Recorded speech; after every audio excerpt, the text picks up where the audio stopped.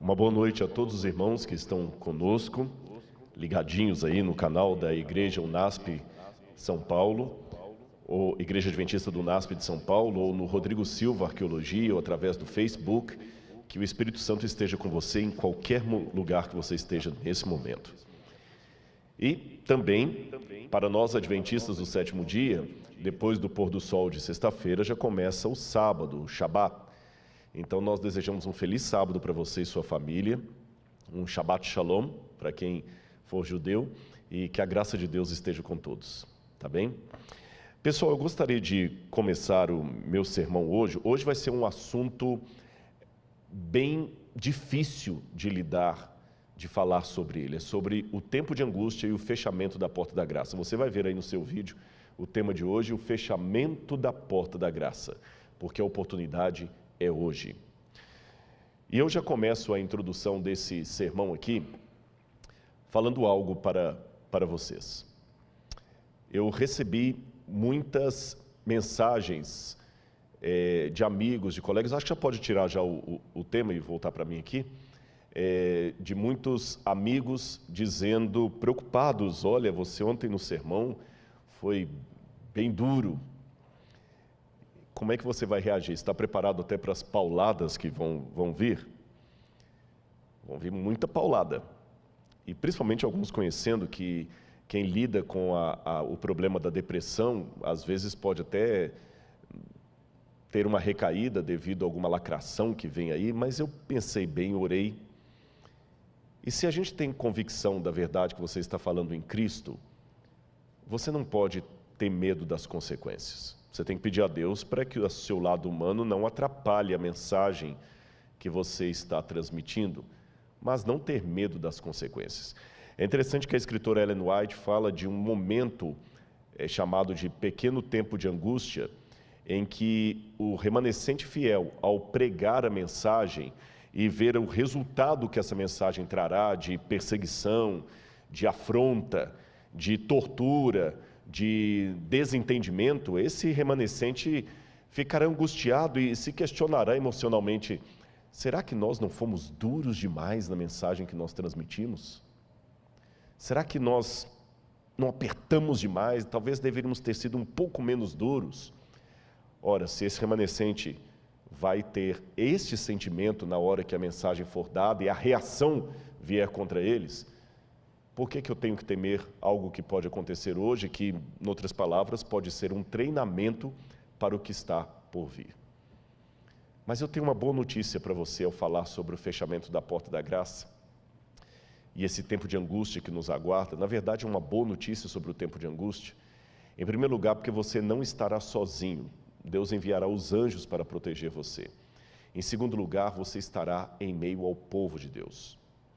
E se você tem medo desse tempo de angústia, deixe-me dizer que você é apenas humano. Eu confesso que, não em contradição, mas admitindo o meu lado humano, perante o que eu acabei de falar aqui agora, nesse exato momento, eu várias vezes já perguntei a Deus: Senhor, será que eu estou pronto para a última crise que aguarda o teu povo? Será que eu estou preparado para a reação à mensagem que o Senhor quer que eu pregue? Será que eu estou preparado para enfrentar a perseguição do anticristo? Eu não tenho vergonha de dizer para vocês isso aqui, sabe por quê? Um pouco antes de eu subir para pregar, uma irmã veio falar comigo assim: olha, eu quero agradecer pelos vídeos que você tem publicado semanalmente lá no Rodrigo Silva Arqueologia. Eu acompanho todos, você filma com a sua biblioteca no fundo ali, e eu quero destacar uma coisa: você fala ali tão de ser humano para ser humano, e às vezes o que nós ovelhas precisamos é que os pregadores desçam um pouco do púlpito e se pareçam conosco. Eu louvei a Deus pelo testemunho dessa irmã. Sabe por quê? Numa das noites eu preguei sobre o que Deus fez quando estava no alto do Sinai. Ele desceu do Sinai e falou com Moisés: Moisés, faça um tabernáculo para que eu possa comer, viver e morar no meio do povo. Deus desceu do Sinai da glória dele. E esse ato de descer do Sinai foi mais emblemático ainda quando esse Deus se fez carne e habitou no meio de nós, sentindo as nossas dores, os nossos medos, as nossas frustrações. Imagina o que é passar a noite inteira orando a Deus para que o Espírito Santo o guie na escolha dos 12 apóstolos e entre eles aparecer um Judas Iscariotes. Eu sei que teologicamente tem uma questão se Jesus realmente chamou Judas ou apenas o aceitou. O fato é que Judas estava ali e numa das vezes Jesus falou: não vos chamei em número de 12. Sabe você quando ora tanto a Deus pedindo um sinal, se você deveria fazer aquela faculdade, ir por aquele emprego, e Deus parece responder tudo positivamente e na hora H dá errado? Jesus passou a noite toda em comunhão com o Pai, e algo na escolha dele, humanamente falando, saiu errado, veio Judas. Já parou para pensar nisso? Ele sofreu as nossas dores. Tem um livro muito fantástico que eu sugiro você que leia, Por que Tenho Medo de Dizer Quem Eu Sou? Se eu não me engano, eu tenho que conferir, acho que é de Erich Fromm esse livro, eu não estou com certeza absoluta se é de Erich Fromm, mas o título é esse. Já li há muitos anos esse livro, Por que Tenho Medo de Dizer Quem Eu Sou? A essência do livro é que todos nós nos sentimos tão pequenos, e esse livro até explica o porquê da arrogância de alguns. A arrogância dele, na verdade, é apenas uma forma de mascarar o quão pequenininho ele se sente. Ele se sente tão pequeno que a maneira que ele tem de esconder a pequenez dele é sendo arrogante, ou apontando o erro do outro, porque assim o dele fica escondido. Então nós nos escondemos atrás de capas, photoshops, agora das fotos de internet, das coisas todas, porque eu tenho medo de dizer quem eu sou. Porque se você souber quem eu sou, você não vai gostar de mim, porque nem eu mesmo gosto de mim. Então eu me escondo atrás de maquiagem sobre maquiagem. E eu admito para os irmãos, como é difícil para você que é conhecido, que tem um programa na TV, não se permitir ser confundido com o personagem. E às vezes se esconder atrás do currículo vitae, através do Lattes. Eu fiz uma menção, é verdade, ontem, que eu tenho 2 doutorados e que eu não precisaria da igreja para me sustentar, mas não foi numa situação de arrogância, foi numa situação de responder àqueles que podem achar que a minha mensagem é apenas para ficar bem com a liderança da igreja, que eu estou vendido à organização. Foi nesse sentido que eu dei aquele exemplo. Mas tirando isso, eu sei que talvez o que vai mais me aproximar de você não é o currículo Lattes, não é o título. É você saber que o pregador tem a coragem de admitir, perante milhares que estão agora ligados conosco, que eu ainda luto com a depressão. Eu não tenho vergonha de dizer isso. Eu não vou ser arrogante ao ponto de dizer que as lacrações que virão sobre um vídeo que eu coloco ou um post no Instagram que não me afetam. Lacradores, parabéns, vocês conseguem o objetivo, porque me afetam. Dói. E confesso perante todos uma grande dificuldade que eu tenho. Eu luto todos os dias com isso. De às vezes anular 1000 incentivos por causa de uma lacração. É o meu defeito. Eu fico com raiva de mim por causa disso. É o meu espinho na carne. Mas eu peço força a Deus. E é esse Rodrigo que admite para você os seus problemas emocionais, que quando estuda a escatologia, que é a doutrina dos últimos tempos, e sabe o que vai acontecer com o povo de Deus e com essa terra, no chamado tempo da angústia de Jacó, eu confesso que tenho medo. E eu vou mostrar a você nessa noite por que eu tenho medo. Eu vou mostrar textos que talvez vão arrepiar você. Mas mesmo com medo, eu tenho uma palavra de conforto para dar para você e de esperança. E a minha mão trêmula para se unir à sua, só para te dizer, você está com medo? O pregador também está. Mas se Jesus falou para ficarmos firmes nele, que ele vai cumprir a promessa, vamos ficar firmes com ele. Eu não estou aqui para apresentar para você a imagem de um super-herói. Eu estou aqui para apresentar a imagem de um pecador frágil como você, que quer ir para o céu. e que precisa dos irmãos. Eu preciso dos meus irmãos. É essa a essência. É por isso que eu defendo tanto essa igreja. Não é por questão de CNPJ, de comodismo, de politicamente correto. É porque são os meus irmãos. Ai de mim se não fossem os meus irmãos. Eu vou contar uma coisa para você. Eu pedi uma lista que não chegou até mim. Ao vivo é assim que se faz. Eu pedi a lista de todo mundo do marketing que está agora arrancando os cabelos aí para que tudo saia perfeito para você. Não tem aqui nenhum profissional de televisão pago. São voluntários da igreja que vão se revezando para fazer o corte. Quando eu entrei, um até brincou, olha, pastor, ela aqui vai fazer o corte de você, viu? Não vai ficar tremendo agora na hora de fazer o corte. Os que cantam, ainda que tenham uma voz bonita, trabalhada, não são cantores profissionais no sentido que estão cobrando cachê para estar aqui. Não.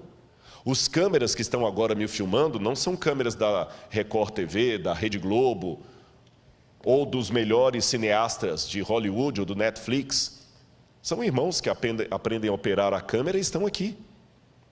Uma vez eu dei um estudo bíblico para um homem que hoje já faleceu e que ele era ateu quando eu comecei a estudar a Bíblia com ele e se converteu a Jesus durante os estudos. Estava se preparando para batizar, mas morreu antes que isso pudesse se realizar. O seu nome, Peter Garsten. Se você colocar na internet, você vai descobrir quem é. Um dos maiores iluminadores do Brasil. Tanto que quando ele morreu, saiu no Jornal Nacional, no Globo, a notícia: morreu o mago das luzes. Alemão. Quando ele veio estudar a Bíblia comigo, ateu, a primeira coisa que ele falou é o seguinte: eu quero um mapa e um atlas. Eu quero um atlas e uma linha cronológica da Bíblia. E falava muito de Schopenhauer. E uma vez que eu levei o Peter à igreja, eu tive duas situações interessantes com ele. Uma, quando eu levei a igreja pequenininha, lá em Areal, no Rio de Janeiro. Eu ia pregar e tinha uma irmã passando a lição de escola sabatina. Ele falou: ela é a pastora da igreja? Eu falei: não, uma irmã passando a lição. E tinha um outro cantando, e aquele é pastor? Não. Eu falei: o pastor não está aqui hoje, eu que vou pregar. Ele falou: mas todo mundo participando sem nenhum pastor? Eu falei: exatamente, na igreja adventista é assim, todo mundo participa. O púlpito é ocupado pela mulher, pelo juvenil, pelo homem, pelo adulto, pela criança, pelo idoso, pelo leigo. É lógico que numa igreja grande como esta aqui, é mais difícil ter oportunidade de púlpitos, mas numa igreja local, quem se lembra durante a semana eu expliquei o que é distrital para os adventistas, o pastor cuida às vezes de 10, 15 igrejas, 12 igrejas, ele não é onipresente. Então quem cuida da igreja na ausência dele é um ancião, é um líder, tem escala de pregação.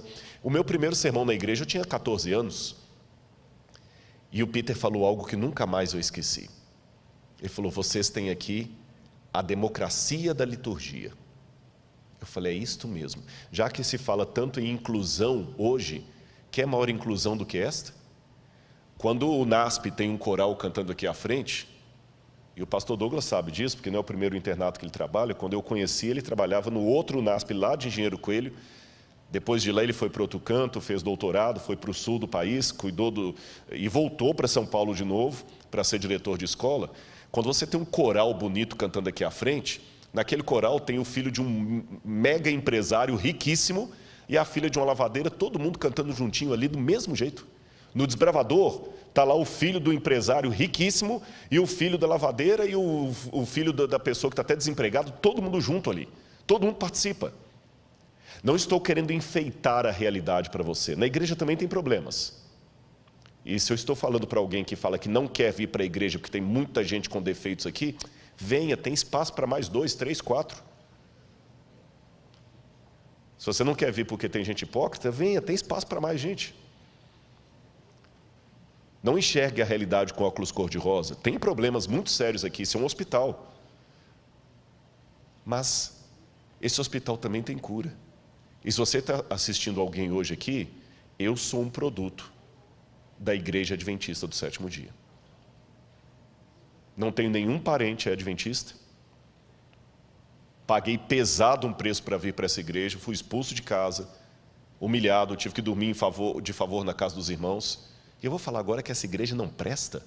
O que eu faço com o irmão que me deu abrigo quando a minha família me botou na rua? O que eu faço com aquela irmã que chegava todo dia lá com a pasta de dente? O que eu faço com aquela irmã piedosa, semi-analfabeta, que todo sábado está lá certinho na igreja e todo final do mês ela está dando o dízimo dela na igreja. Se eu falar que a igreja não presta, eu estou falando que aquela irmã não presta. Esse é o povo de Deus, e é contra esse povo de Deus que o diabo está se levantando. E uma grave crise aguarda o povo de Deus. E a lista que não veio é justamente todo mundo que está atuando, mas eu quero aqui prestar o meu agradecimento aos anônimos que limparam a igreja para que a gente estivesse aqui, que estão operando as câmeras, que colocaram as flores. Deus seja louvado pelos irmãos que Ele me deu. Deus seja louvado. Como eu falei, tem problemas? Tem. A igreja às vezes é como a arca de Noé. O mau cheiro dos animais você só aguenta por causa do dilúvio que está lá fora. Mas ainda assim, é melhor dentro da arca. E quando eu digo animais, é bom eu dar uma olhadinha se não sou eu um dos mal cheirosos. Eu me olho no espelho, eu já sei os problemas que eu trouxe e eu peço que Deus às vezes não me use como propaganda dele. Entendeu? Essa igreja será sacudida, porque o inimigo tem ódio da igreja. E é por isso que eu vou falar do tempo de angústia. Olha essa mensagem que eu quero colocar para você aqui. Você por acaso já ouviu falar no pecado contra o Espírito Santo? Eu acho interessante como é que alguns temas desapareceram do púlpito nos últimos tempos. Você ia fazer antes um JA, a pergunta dos jovens era: pastor, será que eu cometi o pecado contra o Espírito Santo? Um medo. Hoje eu não vejo essa pergunta mais, sumiu. Ninguém nem pergunta mais. O que é pecado contra o Espírito Santo? Parece que ninguém mais comete isso, não tem mais medo disso. Coloca de novo na tela o texto que eu quero ler para vocês. De acordo com a Bíblia e a realidade, chega um ponto na vida em que certas características estão até tal ponto implantadas em nosso caráter, que as situações novas só conseguirão arraigá-las ainda mais em nós. Esta é uma das nossas tragédias como seres humanos. Olha o que diz o livro de Ezequiel, capítulo 3, verso 23.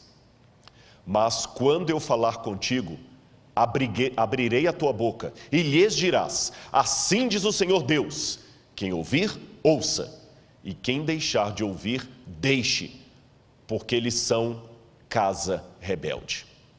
O que a Bíblia está dizendo aqui? Se você sair do livro de Ezequiel e entrar no livro do Apocalipse, você verá um texto muito parecido.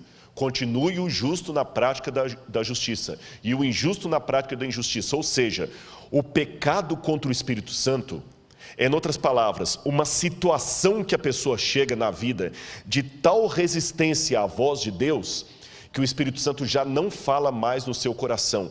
E quero dar uma notícia muito trágica para você nessa noite. O pecado contra o Espírito Santo pode ser cometido em vida. Normalmente, as pessoas só têm a sua situação definitivamente resolvida para a salvação ou a perdição quando ela morre. Porque a Bíblia fala: ao homem está ordenado morrer uma única vez, e depois disso, o juízo. Então, enquanto eu estou vivo, eu posso ganhar ou perder a minha salvação. Hoje eu estou em Cristo, mas eu posso amanhã apostatar e abandonar a Cristo. Ou alguém que hoje está apostatado pode reencontrar com Cristo. Agora, quando morre, acabou. Não tem mais o que fazer. Não tem mais o que fazer. Tanto é que, uma vez um jovem perguntou a um rabino em Israel: mestre, qual é o melhor dia para eu entregar a minha vida a Deus? Ele falou: o último dia antes da sua morte. Mas eu não sei quando eu vou morrer. Então faça isso todo dia. Porque depois que morre não tem mais chance. Só que há alguns casos especiais que a pessoa consegue, infelizmente, selar o seu destino ainda em vida. Sabe que os especialistas em saúde mental falam de alguns psicopatas como sendo pessoas que perderam completamente o senso de moralidade, de arrependimento. Ele já não tem mais arrependimento, ele não tem mais crise de consciência, ele não tem nem remorso. Para ele, matar uma criança depois e esquartejá-la é tão comum como para você escovar os dentes. Você não fica com crise de consciência porque escovou os dentes. Para um psicopata é a mesma coisa. Eu não sou especialista em saúde mental, mas do ponto de vista teológico, eu posso dizer que algumas pessoas conseguem atingir no plano espiritual uma situação de psicopatia espiritual. Nem eu, nem você podemos legislar e falar, é aquele ali, é aquele, nós não sabemos. Mas infelizmente há algumas pessoas que o Espírito Santo já não atua mais nelas em vida. Judas Iscariotes é um exemplo desse. Judas Iscariotes é um exemplo desse. Jesus lutou com ele até na quinta-feira da Santa Ceia, ali. Mas quando ele saiu, ele já saiu tomado pelo diabo de tal maneira que já não tinha mais retorno. Há outros casos também que o Senhor rejeitou e aquela pessoa não teve mais retorno. Mas note, o pecado contra o Espírito Santo não é um ato que vem da parte de Deus, ele é unilateral. É uma rejeição a tal ponto da pessoa que a voz do Espírito não é mais ouvida. Agora, o que o livro do Ezequiel e o livro do Apocalipse me diz é que chegará uma época na terra em que a rejeição, o pecado contra o Espírito Santo será de maneira tão globalizante que as pessoas já estarão com o seu destino selado em vida. Aquilo que hoje acontece de maneira esporádica na vida de um Judas, na vida de um Saul, acontecerá depois do fechamento da porta da graça de maneira coletiva. A humanidade, com exceção do remanescente fiel, estará completamente entregue a Satanás. Eles já não terão mais arrependimento dos seus atos. Serão como psicopatas espirituais. Aquele poder do Espírito Santo que ainda refreia os meus gostos, a minha vontade, não atuará mais. E eu vou descrever nessa noite como é que isso pode acontecer a partir da Bíblia e de alguns autores fora da Bíblia. Vamos ver aqui um texto que fala desse tempo de angústia. É possível rejeitar definitivamente a oferta de Cristo porque somos incapazes de aceitá-la. Um dia faremos isto, está com um erro ali. É possível rejeitar definitivamente a oferta de Cristo porque somos capazes, tá certo, de rejeitá-la. Um dia faremos isto, espero que não nós, de modo definitivo. Olha o livro de Daniel, capítulo 12, versos 9 a 10, que diz: vai, Daniel, porque essas palavras estão fechadas e seladas até o tempo do fim. Muitos serão purificados e embranquecidos e provados, mas os ímpios procederão impiamente, e nenhum dos ímpios entenderá, mas os sábios entenderão. O Apocalipse fala praticamente a mesma coisa no capítulo 22, versos 10 a 12. Então me disse ele: não seles a palavra da profecia desse livro, pois o tempo está próximo. Continue o injusto a praticar a injustiça, continue o imundo na imundícia, continue o justo a praticar a justiça e continue o santo a santificar-se. Eis que venho em breve. Você percebeu a mensagem da Bíblia? Chegará um tempo em que as pessoas estarão de tal maneira numa posição de rejeição à graça de Deus que o Espírito Santo não vai mais conseguir falar ao seu coração. A Bíblia profetizou isso. É uma rejeição de tal maneira que não tem mais o que ser feito por essas pessoas. Isso é chamado na Bíblia de o tempo de angústia. Olha aí na sua tela. O tempo de angústia, segundo a Bíblia Sagrada, é uma época em que a humanidade rejeitará de maneira coletiva e definitiva o Espírito Santo de Deus. Quero que você leia comigo agora o texto de Jeremias, capítulo 30, versos 5 a 7. Jeremias, capítulo 30, versículos 5 a 7. Preste atenção no que diz a palavra de Deus. Assim diz o Senhor: ouvimos uma voz de terror, um grito de medo e não de paz. Perguntem e vejam se um homem pode dar à luz a uma criança. Por que então vejo esses homens todos com as mãos na cintura, como se fossem uma mulher que está dando à luz? Por que se tornaram pálidos todos os rostos? Ah, que grande é aquele dia! E não há outro semelhante. É o tempo de angústia para Jacó, mas ele será salvo dela. É interessante que essa imagem, primeiro no hebraico aqui é um pouco dúbio, quando fala assim: Assim diz o Senhor, ouvimos um grito de terror, dá a entender o Senhor falando, ou ele o profeta, ou o profeta e outros.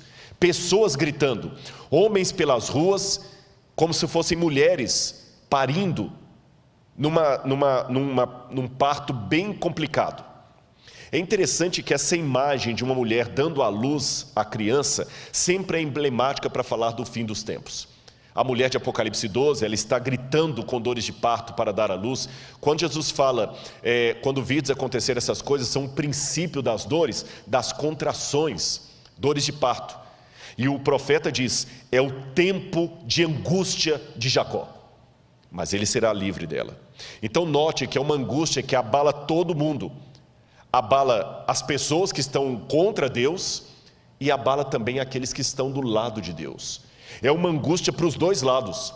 A única diferença é que os ímpios não serão salvos da sua angústia, mas os remanescentes, fiéis, o resto da descendência da mulher, estes serão livrados dela. Vamos voltar para a tela para continuar a nossa leitura. A primeira coisa que nós temos que perguntar é: que tipo de religião nós temos com Deus? De submissão ou de luta? Se há luta, como Deus luta? Um Deus que luta e prepara para a guerra, como é isso? Eu quero explicar para você como é que funciona tudo isso aí. Se você pegar assim ao pé da letra, o que significa a palavra Islã, por exemplo? Islã, em árabe, significa submissão a Alá, submissão a Deus. Um significado de nome bonito. Quando a pessoa fala, eu sou um islâmico, eu sou um muçulmano, ele está dizendo, eu me submeto a Alá, eu me submeto ao meu Deus. Agora vamos pegar a raiz do cristianismo. Nós somos descendentes espirituais do judaísmo, que por sua vez vem de Israel. E o que significa Israel?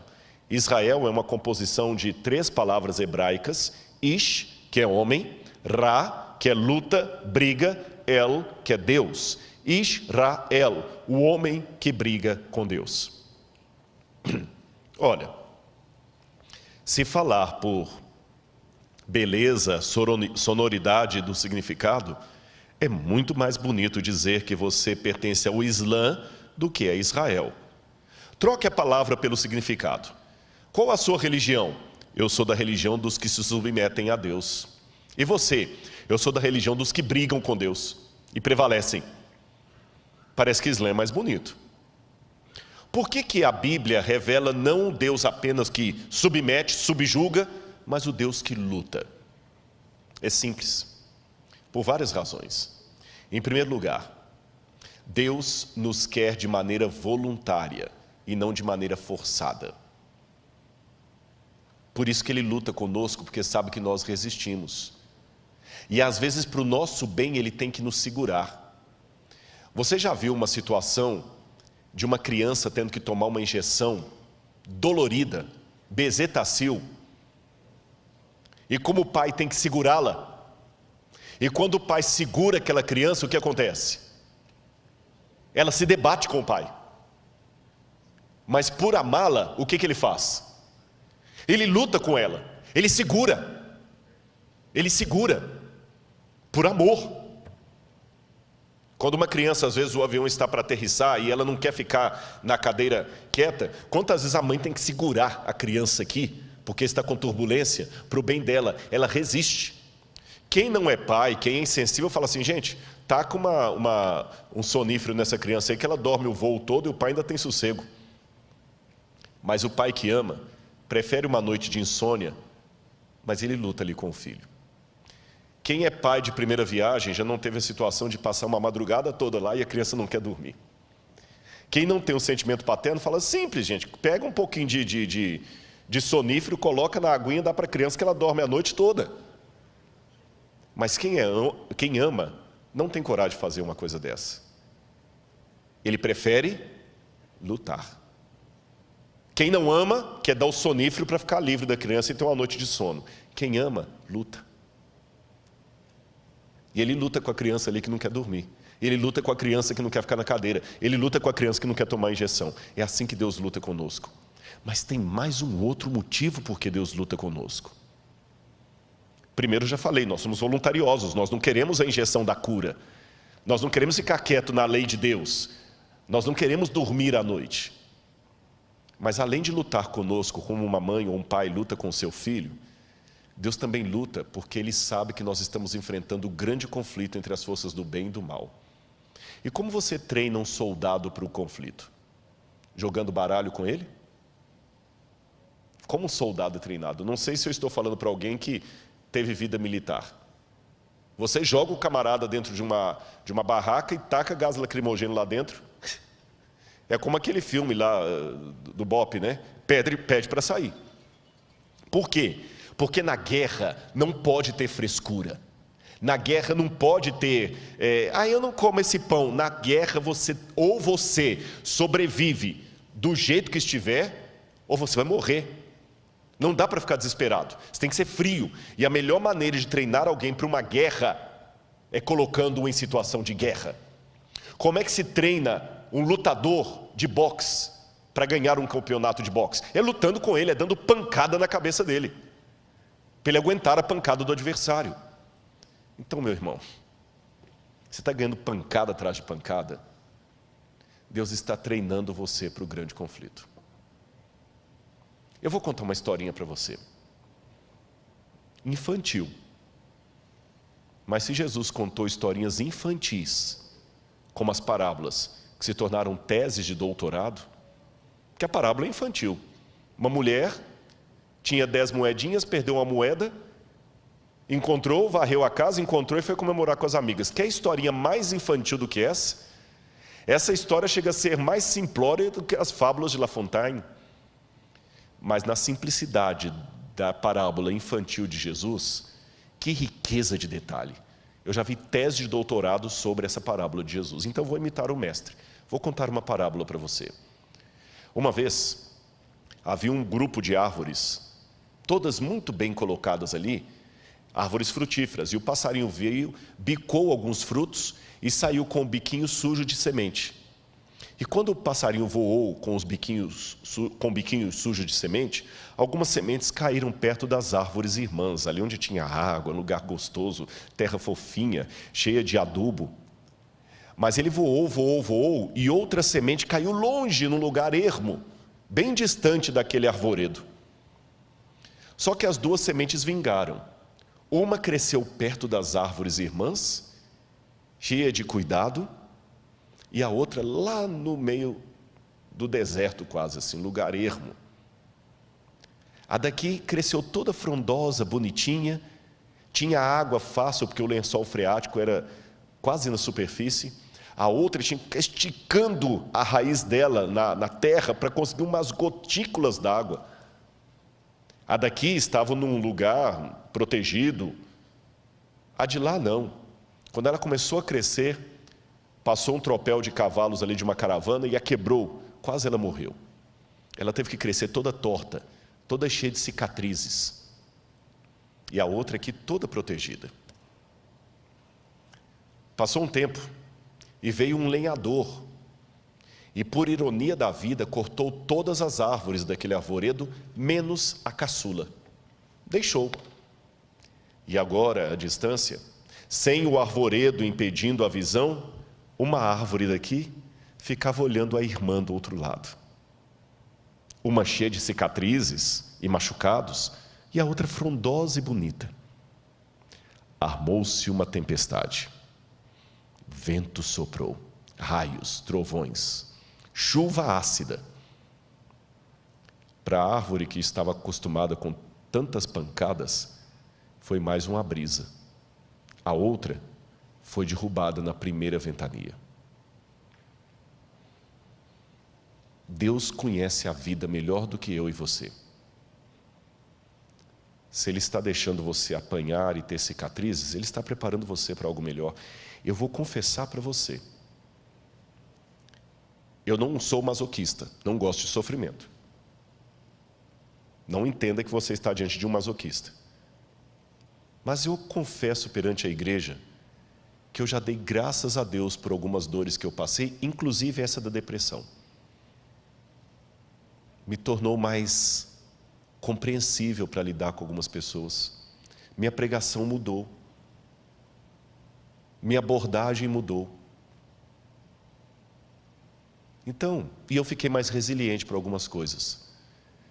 Se o pai está dando pancada em você, ele está treinando você para a luta. Se o pai está jogando você dentro de uma barraca e colocando gás lacrimogêneo lá dentro, é porque ele sabe que o inimigo não terá piedade. Deixa o general treinar você. Israel, lutamos com Deus. Por isso que ele esteve à beira do caminho querendo matar Moisés. Não é porque Deus é um assassino. É por isso que ele deslocou a coxa de Jacó.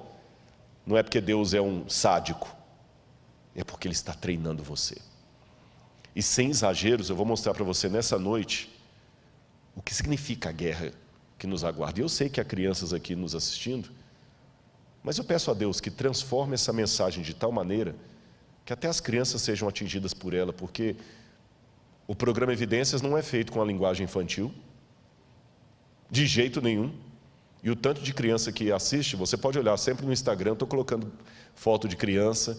Então, se Deus pode transformar o Evidências para atingir crianças, Deus vai usar essa mensagem para atingi-los, mesmo porque, se eu entendo bem da profecia, no fim dos tempos, quando a liberdade for tirada, são as crianças que serão usadas para pregar no nosso lugar.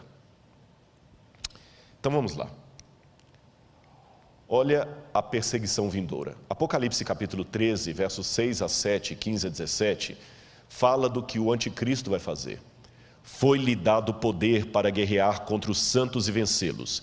Foi-lhe dada autoridade sobre toda tribo, povo, língua e nação. Todos os habitantes da terra adorarão a besta. Aquele que tem ouvidos, ouça. Se alguém há de ir para o cativeiro irá. Se alguém há de ser morto à espada haverá de ser morto. Porque aqui está a perseverança e a fidelidade dos santos. Foi-lhe dado poder para que fossem mortos todos os que recusassem adorar a imagem, como obrigou a todos, pequenos e grandes, ricos e pobres, livres e escravos, a receberem certa marca na mão direita ou sobre a testa, para que ninguém pudesse comprar nem vender, senão aquele que tivesse a marca, que é ou o nome da besta, que é, ou o número do seu nome. Apocalipse 13. Deixe-me dizer uma coisa para você aqui. Eu não vou, até pelo horário, eu não vou poder explicar todos os detalhes para você.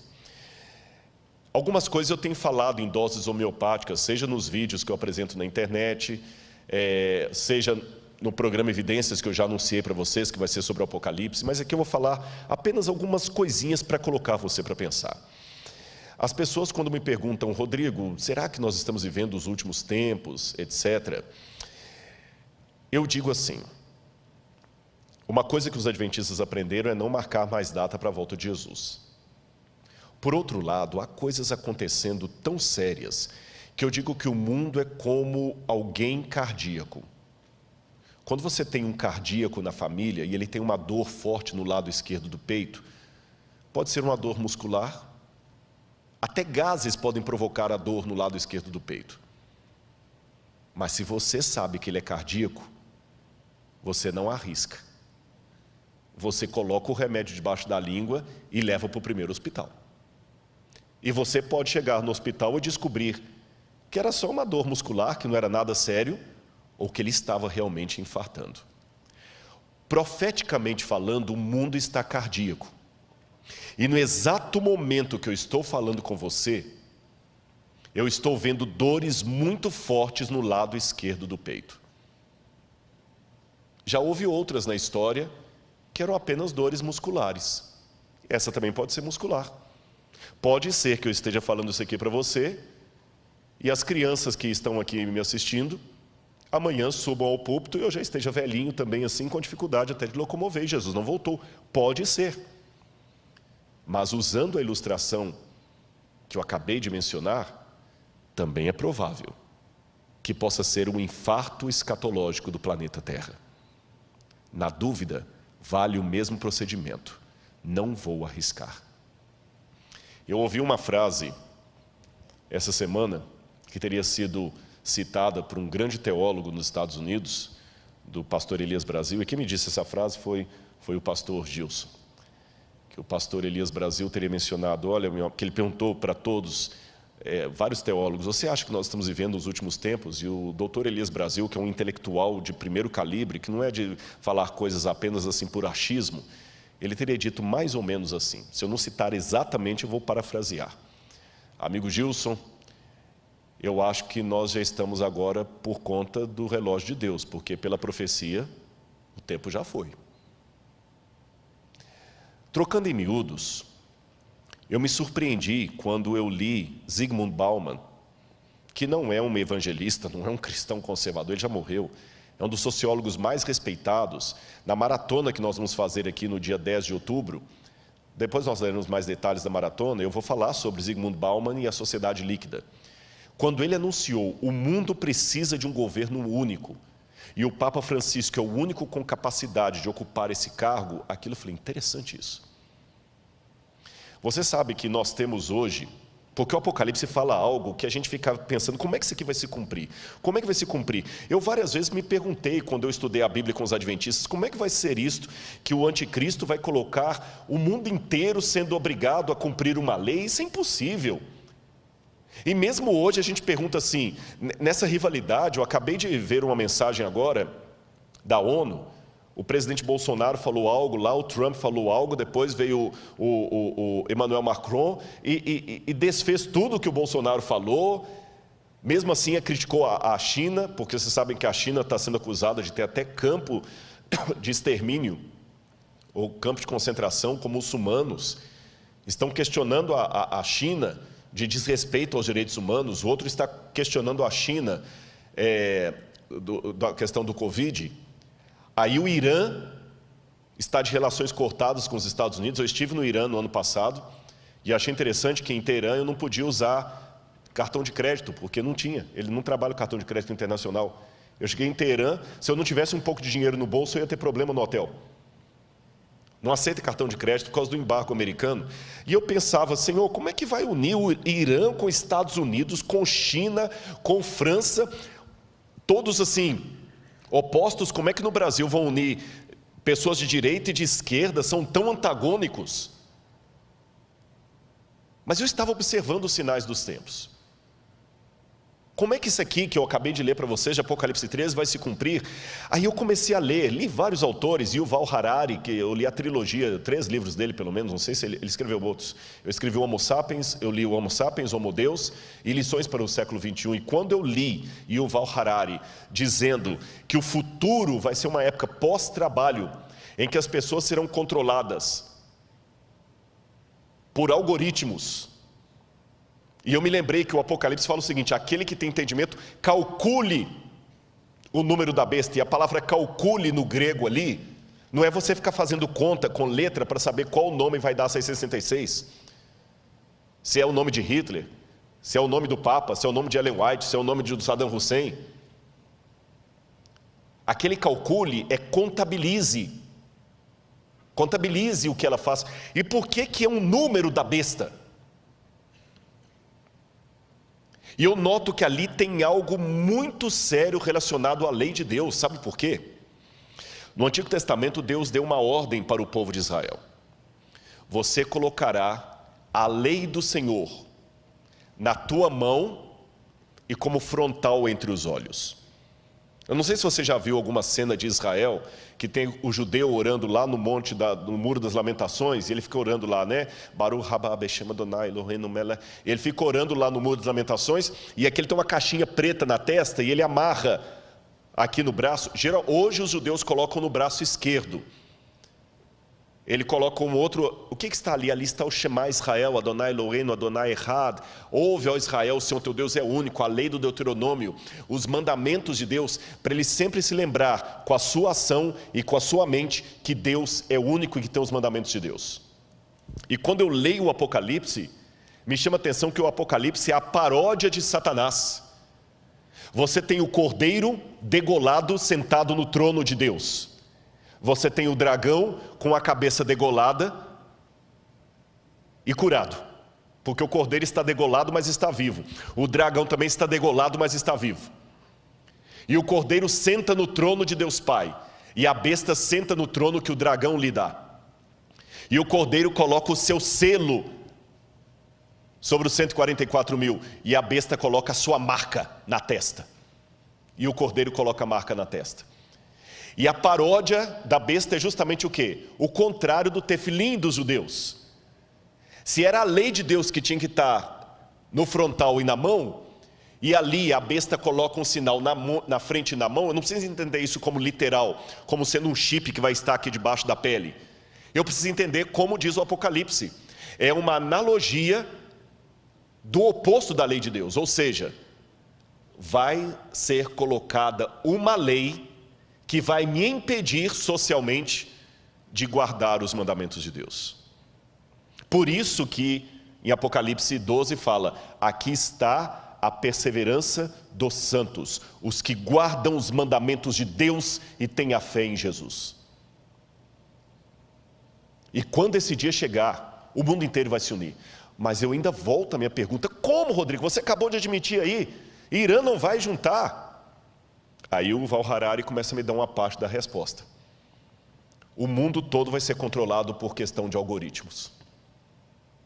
O mundo vai ser controlado por algoritmos. Nós não temos dinheiro hoje para manter o mundo inteiro, não tem emprego para todo mundo. Leiam Lições para o século XXI.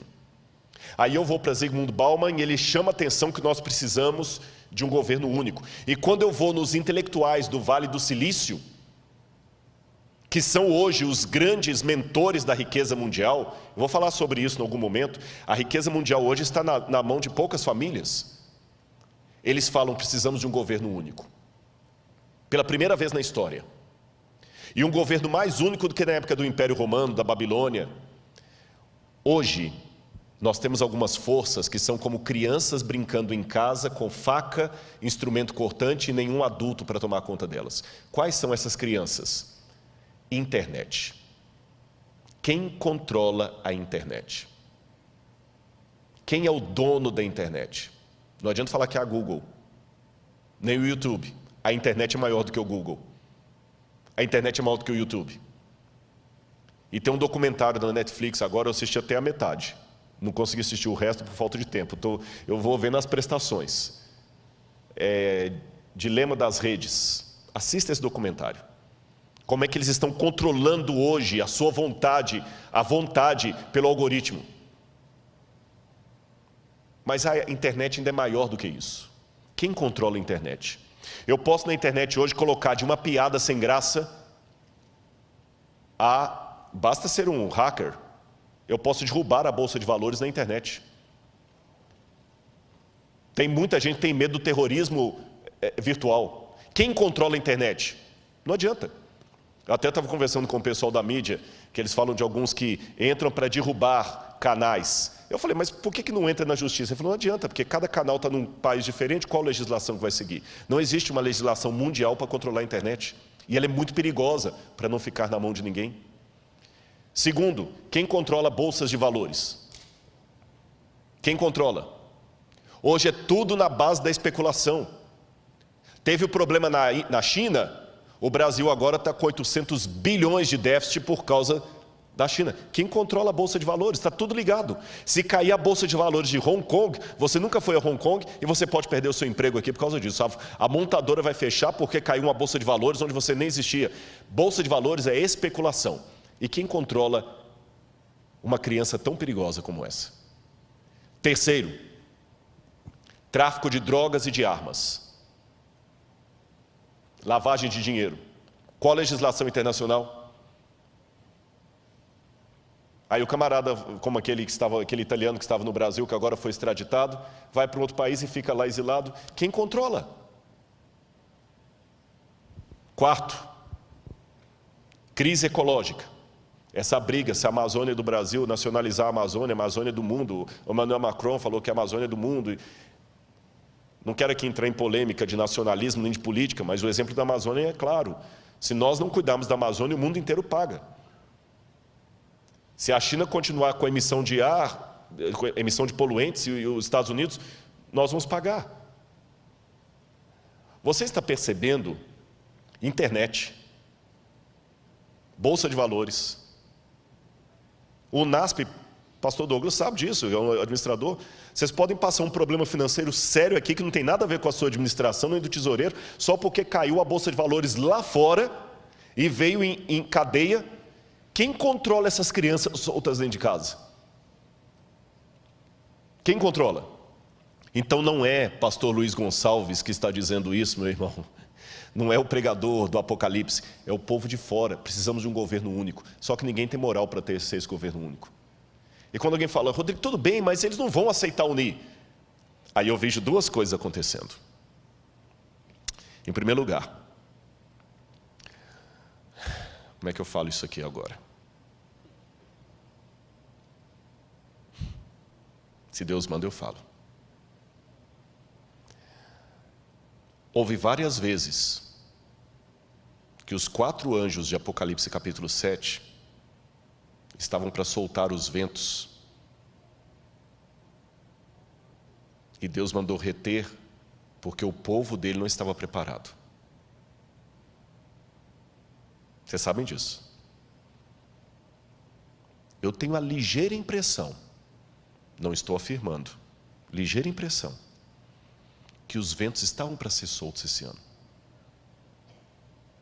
O que nós teríamos no início do ano, que eu estava a ponto de ver o que ia acontecer para unir o globo num governo único? O Papa Francisco estava reunindo líderes do mundo inteiro para propor uma nova agenda, que cobrisse a questão ecológica, a questão da economia, a questão da família, e todo mundo estava para mandar representantes no mês de março. E coladinho nisto, fazendo parte do mesmo projeto, o 5G. Que quem entende de internet sabe melhor do que eu o que significaria o 5G no mundo. O 5G vai ser mais do que o advento da internet. O mundo seria outro. E na hora que essas duas coisas estavam para transformar o mundo, Covid. Parou tudo. Estou perguntando, não estou afirmando. Estou pensando com os meus botões. Será que Deus falou assim, eu vou permitir esse vírus para parar o mundo, porque o povo de Deus ainda está dormindo demais? E nós ainda estamos parados aqui esperando? Eu fiz teologia. E fui professor de alguns pastores que estão aqui. Mas eu falava com eles em sala de aula, que por melhor que a gente tentasse prepará-los, eu nunca ia conseguir preparar você para expulsar um demônio, para dar uma notícia de morte. E eu odeio isso. É um osso do ofício. Eu não quero ficar orando por pessoas que estão doentes, não é porque eu não me simpatizo por elas, é justamente por me simpatizar com elas, que eu não gostaria que ninguém mais estivesse doendo, sofrendo, vocês entenderam? Não é com prazer que eu atendo uma oração. Rodrigo, você pode orar para minha mãe, ela recebeu o diagnóstico, agora está com Covid, está entubada. Não é com prazer que eu faço aquela oração. Há orações que eu faço com prazer, há orações que eu faço por necessidade. Essa é de necessidade. Eu não quero mais orar por ninguém no hospital. Eu não quero mais ter que apelar para alguém voltar para o povo de Deus. E até quando Deus vai reter os 4 ventos? E Deus, na sua sabedoria, fez 2 coisas, na minha humilde opinião.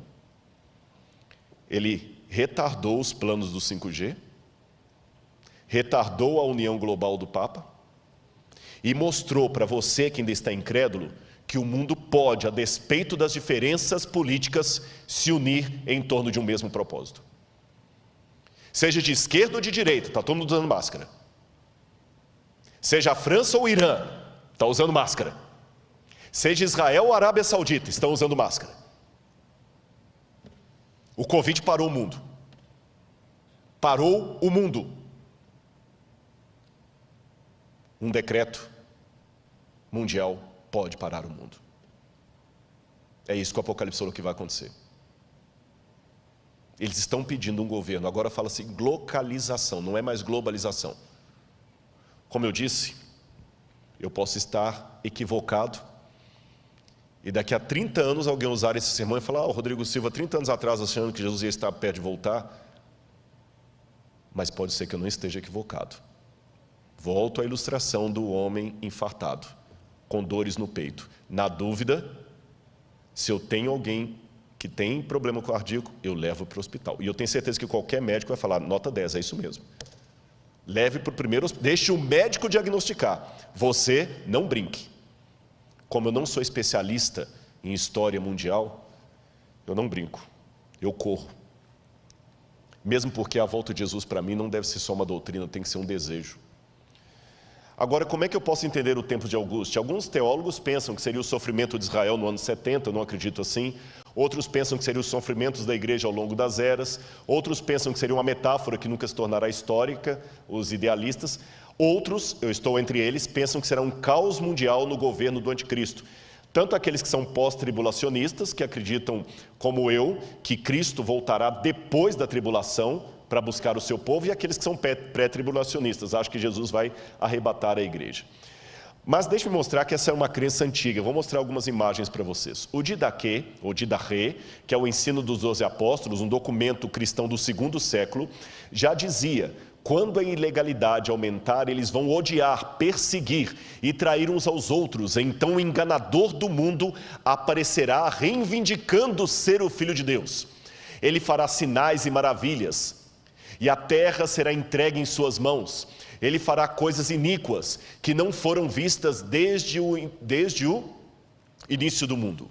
Então a humanidade entrará no fogo da provação, e muitos serão levados a tropeçar, e muitos perecerão, mas aqueles que perseverarem em sua fé serão salvos da maldição. Ou seja, esta doutrina que eu estou mostrando para vocês agora não é modismo.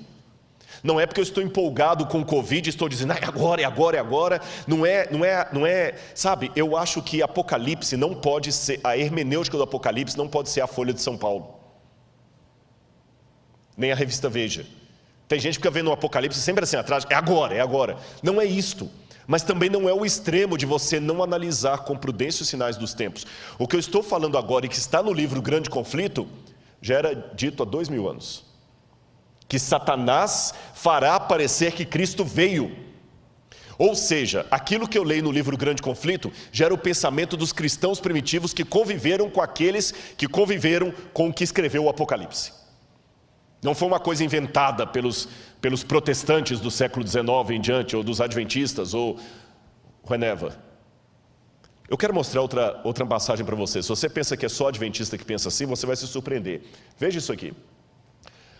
O Dr. John Ladd, um dos mais famosos teólogos batistas, no seu livro The Blessed Hope, a Bendita Esperança, diz que a bendita esperança não é a libertação da tribulação, é a união com o Senhor em sua vida. Ou seja, John Ladd acreditava que Jesus voltará depois da tribulação e a igreja passará pela grande tribulação.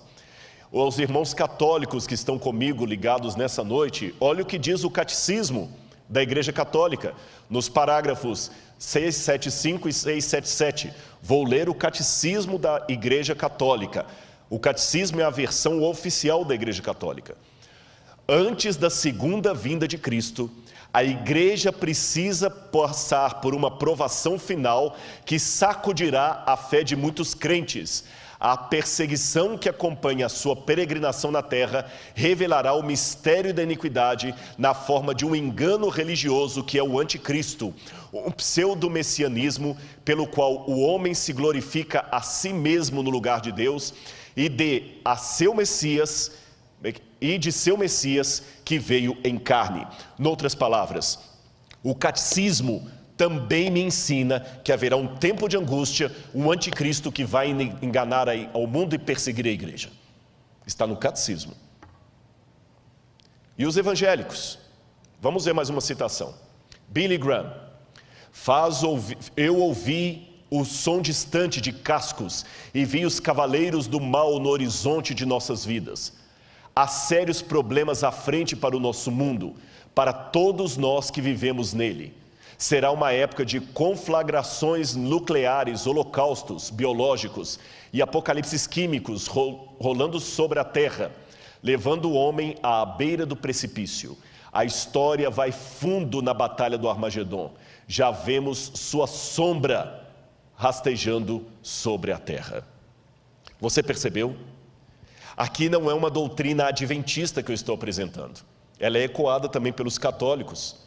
pelos evangélicos representados por John Ladd e por Billy Graham, que apesar de serem batistas, são respeitados em todas as igrejas, metodistas, presbiterianas. E para os adventistas do sétimo dia, eu vou citar um texto de Ellen White, uma das pioneiras dessa igreja, que está falando a mesma coisa que o catecismo. Ellen White está falando a mesma coisa do catecismo, a mesma coisa do Didache, a mesma coisa que diz Billy Graham. Veja o que diz Ellen White: não há o que exagerar. O tempo de angústia como nunca houve está prestes a manifestar-se sobre nós e necessitamos de uma experiência que agora não possuímos e que muitos são demasiado indolentes para obter. Dá-se muitas vezes o caso de supor maior angústia do que em realidade o é. Isto não se dá, porém, em relação à crise diante de nós. A mais vívida descrição não poderá atingir a grandeza daquela prova. Naquele tempo de provações, toda alma deverá, por si mesma, estar em pé perante Deus. O que Ellen White está falando aqui? Não há o que exagerar. Tudo que você vai descrever, você pode exagerar. Mas não tem como exagerar o grande conflito. O tempo de angústia vai ser tão terrível que ela diz: por pior que eu pinte o quadro, será pior ainda. Entendeu por que eu admiti que eu tenho medo? Entendeu por que eu admiti que em alguns momentos eu falo: Senhor, eu não sei se eu vou aguentar? Eu estou sendo franco com os irmãos. Se Deus resolver que eu fique entre aqueles que terão o privilégio de ver Jesus voltando, Senhor, que Ele me proteja. Porque vai ser o pior tempo da história. E você entendeu por que nós não podemos brincar? Irmãos, eu quero passar mais rápido aqui, porque o meu tempo está acabando, mas esse assunto é tão importante, e ele não pode ser negligenciado, e eu tenho certeza, há uma promessa, que quando o livro do Apocalipse for aberto e estudado, haverá um revivamento no meio do povo de Deus. Por isso que eu me preocupo com algumas interpretações que estão tendo do Apocalipse por aí. Uma vez alguém falou: o que você acha das interpretações de fulano de tal? Eu falei: eu só vou colocar uma coisa. Luiz Gonçalves prega o Apocalipse e pessoas se batizam na igreja. Fulano de tal prega o Apocalipse e a igreja se divide. Onde é que eu estou vendo o fruto do Espírito? Eu não estou aqui querendo fazer jogo de comadre, mas chama a minha atenção que essa igreja aqui está batendo o recorde durante a pandemia de visualizações na internet. Eu desconheço outro pregador, outro púlpito que está com a média de 80, 100 mil visualizações toda semana. Não estou fazendo jogo de comadre, eu não preciso disso. Mas como eu sou franco para fazer a crítica, eu tenho que ser franco para fazer a defesa.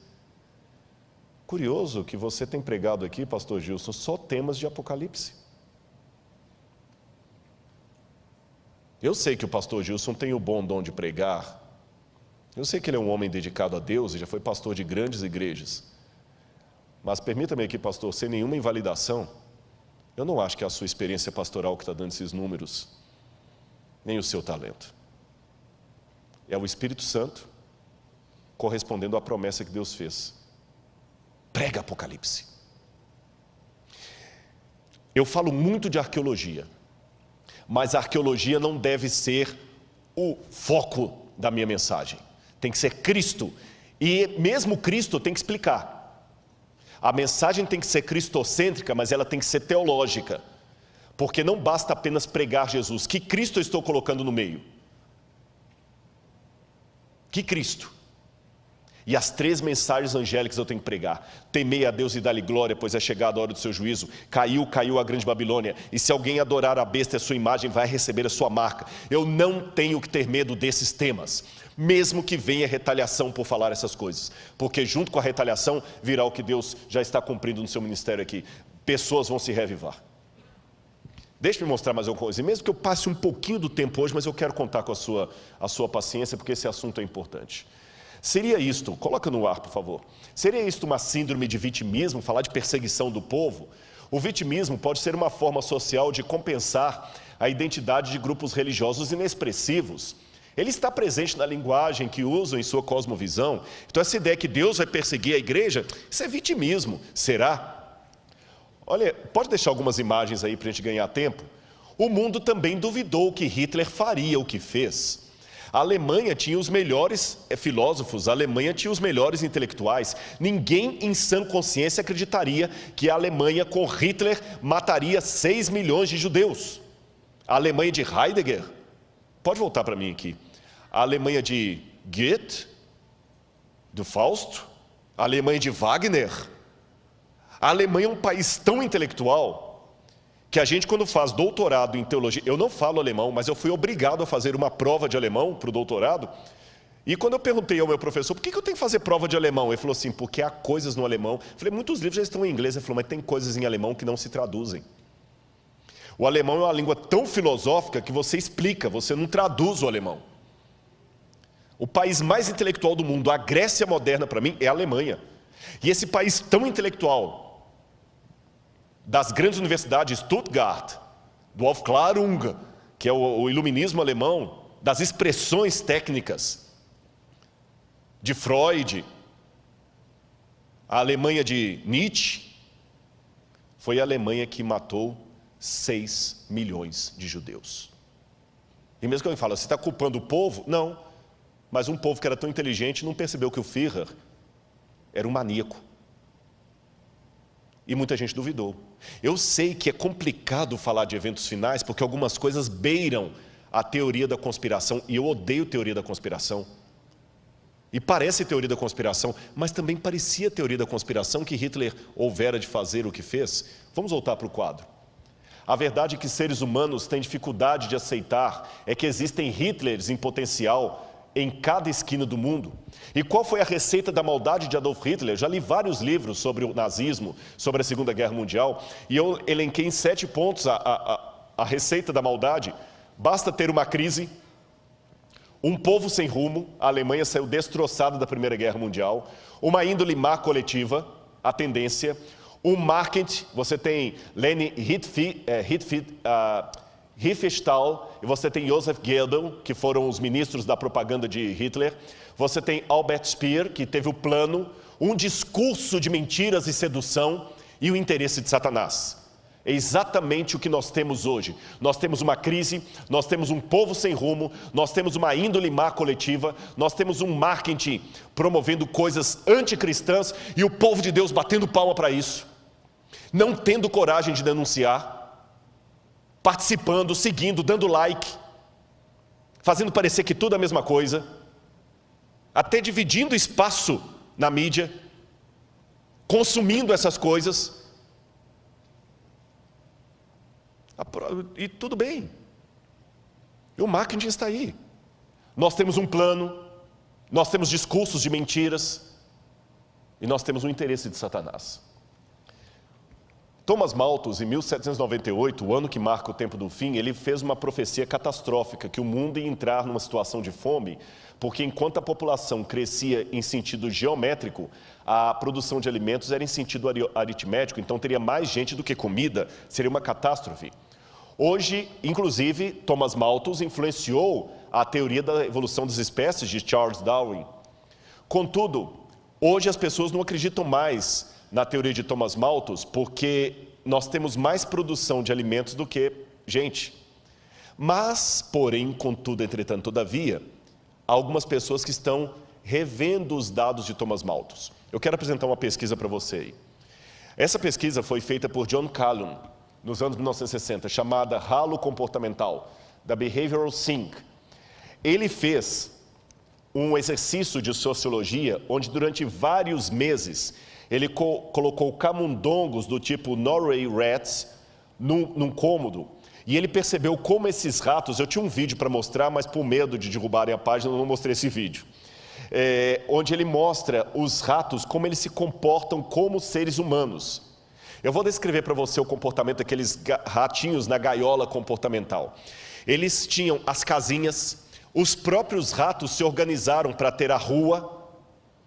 As fêmeas tinham uma relação monogâmica, vários ratos chegavam, a fêmea soltava o feromônio e a fêmea escolhia qual rato era que ele ia para acasalar, ela acasalava com o macho, os dois ficavam cuidando dos filhotes, havia propriedade respeitada, os machos demarcavam com as fêmeas a propriedade dele com urina, ninguém passava ali, os ratos tinham as vias públicas. Os ratos eram solidários, viviam bem. Aí o que começou a acontecer? Com o tempo eles começaram a diminuir, não a quantidade de comida, mas o local onde a comida era acessível. Só num cantinho que tinha comida. E passou para os ratos a impressão que a comida estava ficando escassa. Meus irmãos, John Calhoun começou a perceber paulatinamente a mudança de comportamento progressiva dos ratos. Como é que eles foram ficando mais agressivos uns com os outros, mais agressivos, a ponto que os ratos agora já não começavam mais a respeitar as vias públicas, começavam a invadir propriedade privada. Agora as fêmeas não eram mais respeitadas na época em que ela estava no cio. 4, 5 ratos atacavam uma mesma fêmea fora do cio, copulavam com ela, vários ratos, e depois a matavam.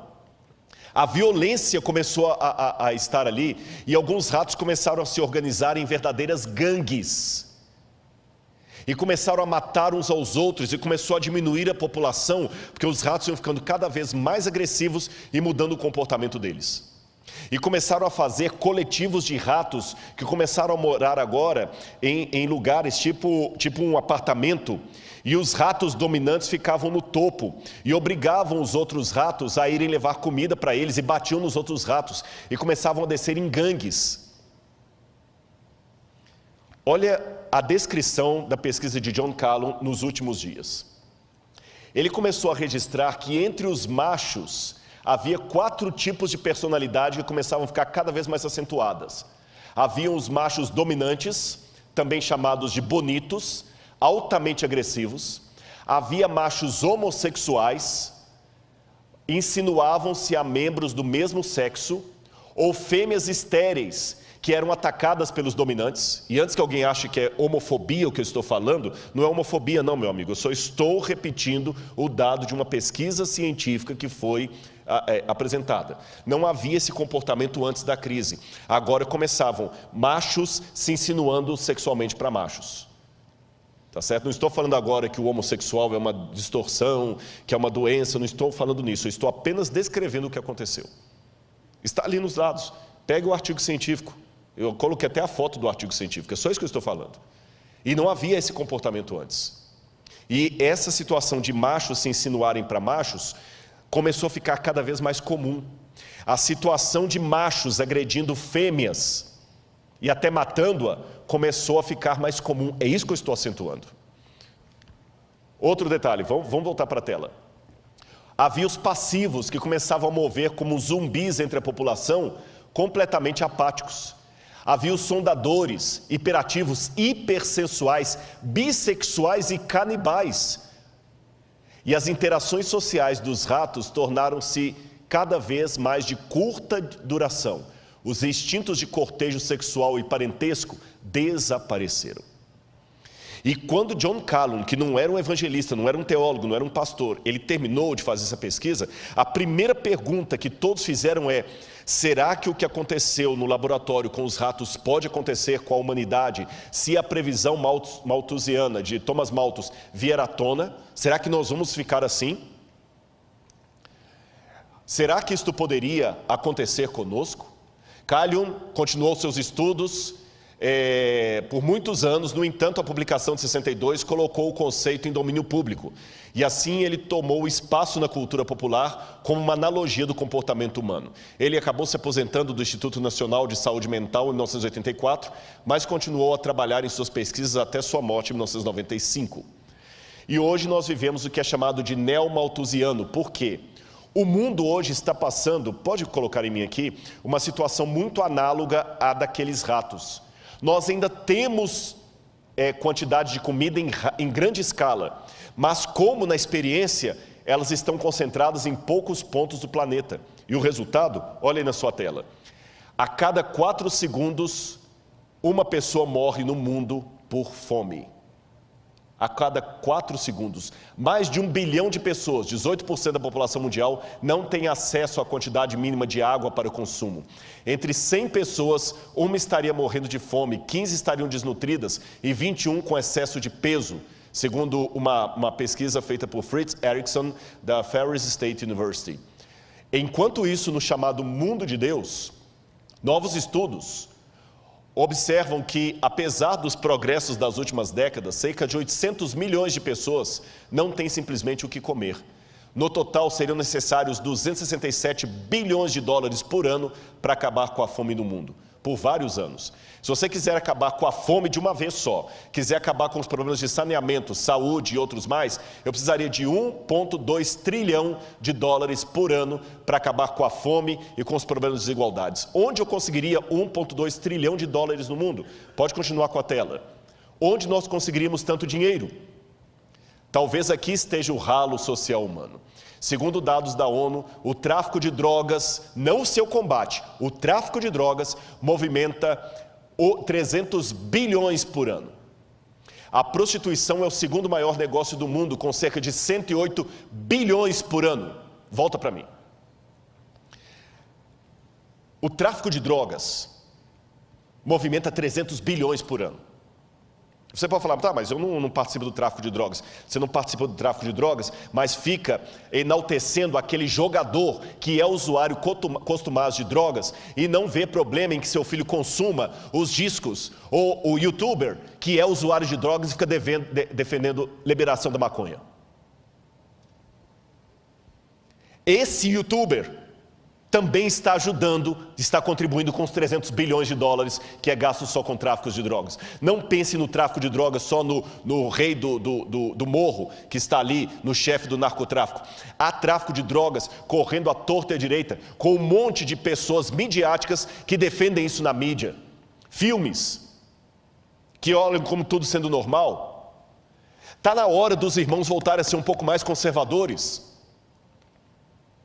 Filmes como, eu até esqueci o nome, aquele de motoristas que ficam dirigindo para cima e para baixo.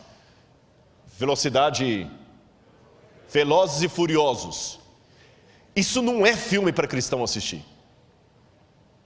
E não sejamos hipócritas, não é entretenimento, isso mexe com você.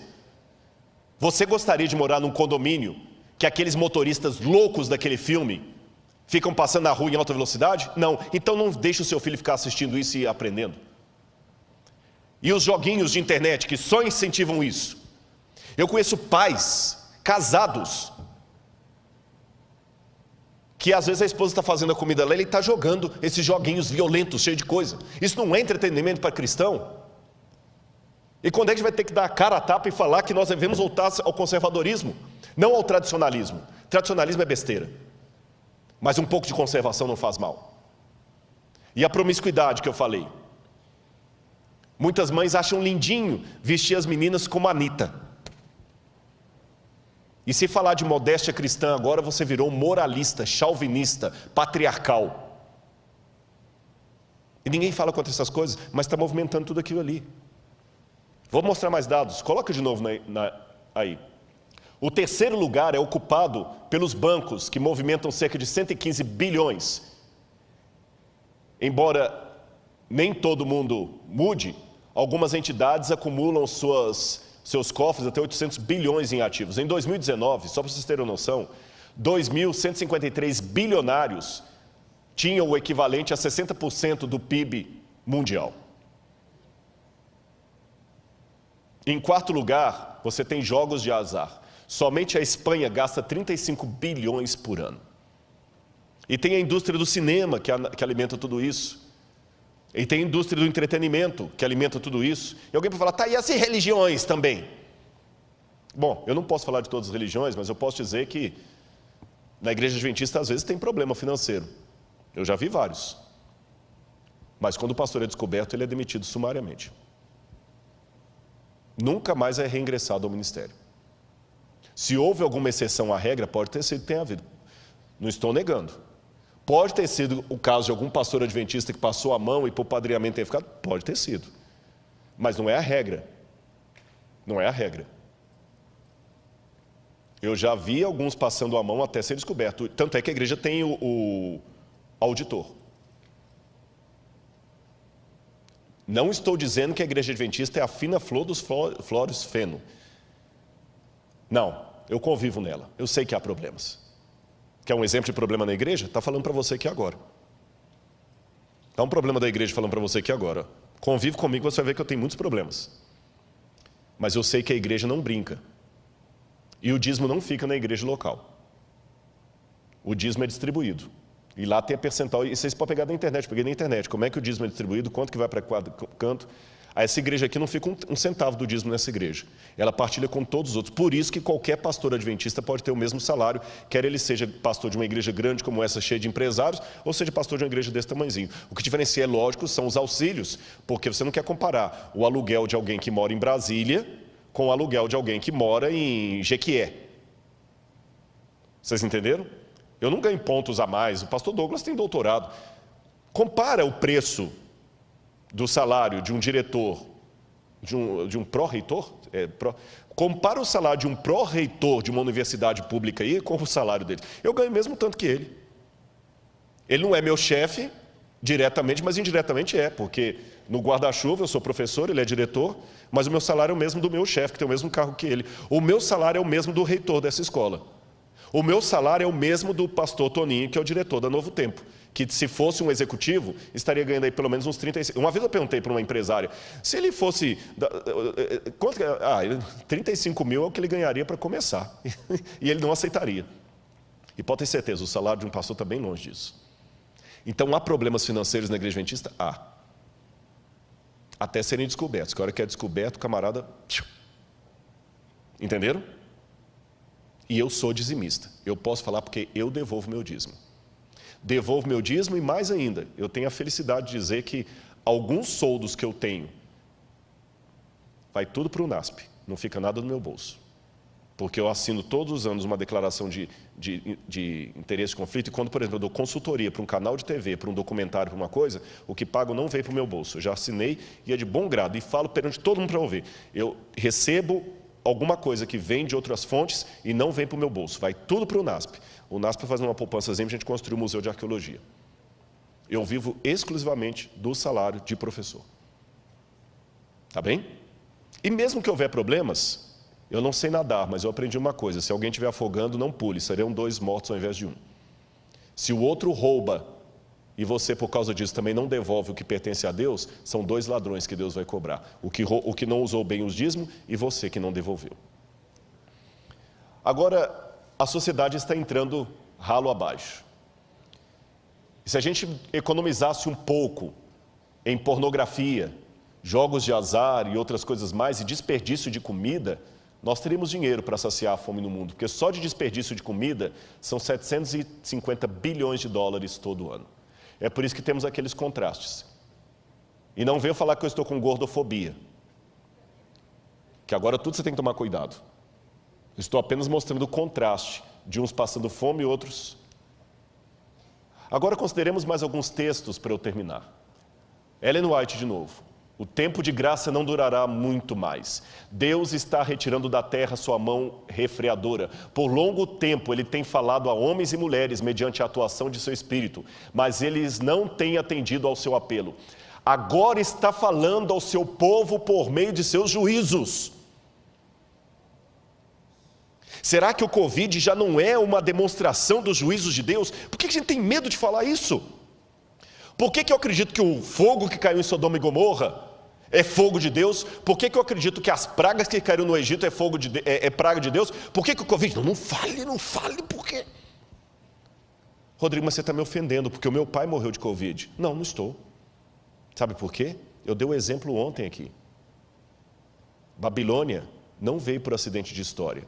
Foi Deus que mandou a Babilônia como um juízo sobre Israel. E Daniel, sendo fiel a Deus com seus companheiros, foi parar onde como escravo? Na Babilônia. Então, até que o fechamento da porta da graça aconteça, pessoas fiéis a Deus acabam sendo atingidos pelo juízo de Deus. A única diferença é o seguinte: se Deus permite que um filho e uma filha dele fiel sofra as consequências do seu juízo antes do fechamento da porta da graça, é para que aquilo sirva de testemunho para outros, da mesma maneira que Ele permite o martírio de pessoas que morrem por sua fé. Então, se o seu pai, se a sua mãe é uma pessoa fiel a Deus, e Deus não impediu que ele morresse de Covid, leia da seguinte maneira: Deus não impediu que o seu pai morresse de Covid, como também não impediu que o apóstolo Paulo morresse degolado, mesmo sendo tão fiel a Deus. Deus permitiu que o seu pai morresse por causa desse vírus que veio da China, como permitiu que Daniel fosse para a Babilônia. Mas o fato de Daniel sofrer o revés da Babilônia não significa que a Babilônia não era um juízo de Deus sobre o seu povo. Entendeu minha comparação? Ficou esclarecido? Será que o Covid não é mais um dos juízos que Deus está permitindo para nos acordar? Vamos continuar aqui. Olha as pragas do fim. Depois você vai ler em sua casa Apocalipse 16, vai falar das pragas. Mas o que me chama a atenção são duas coisas. Em primeiro lugar, Apocalipse 11, verso 18, fala que é chegado o tempo para destruíres os que destroem a terra. Há 2000 anos Deus falou que o ser humano ia chegar a uma situação de poder destruir a terra. E quando ele vai falar das pragas, Deus coloca as pragas numa linguagem muito interessante. Ele fala que os rios se tornarão como sangue de morto. Como é sangue de morto? É vermelho? Sangue de morto é escuro, é fétido, é quase coagulado. Como estão os rios? Como é que está o Tietê? Como é que está o Pinheiros? Deus falou que o sol ia esquentar sobre o povo. A camada de ozônio agora, efeito estufa. Deus falou que iam vir pestes perniciosas. Olha aí o tanto de doença. Mas, olha o que Ellen White escreveu. As pragas podem ser o megafone de Deus, lembrando de C.S. Lewis. Ela diz, as pragas de Deus já estão caindo sobre a terra, arrebatando os edifícios suntuosos como um sopro do fogo de Deus. Esses juízos não farão que os cristãos professos caiam em si. Deus permite que sobrevenham para que o mundo se acautele e os pecadores temam e tremam diante dele. Um pouquinho das taças da ira de Deus já tem permissão para cair na terra. E o mar é afetado e os elementos da atmosfera. As causas dessas condições incomuns estão sendo investigadas, mas inutilmente. Deus não tem impedido que os poderes das trevas levem avante sua nefanda obra de poluir o ar, uma das fontes da vida e nutrição com um miasma fatal. Não somente é afetada a vida vegetal, mas o homem sofre de epidemias. Estas coisas são o resultado de gotas das taças da ira de Deus que estão, presente do indicativo ativo, sendo borrifadas sobre a terra e constituem apenas débeis representações do que ocorrerá no futuro. Interessante que Ellen White escreveu isso em 1891, mas o primeiro livro para falar sobre poluição no mundo só foi publicado na década de 1930 por Rachel Carson, chamado Silent Spring, Primavera Silenciosa. Somente em 1930 foi publicado o primeiro livro do mundo falando de poluição. E Rachel Carson foi ridicularizada pelos cientistas da época.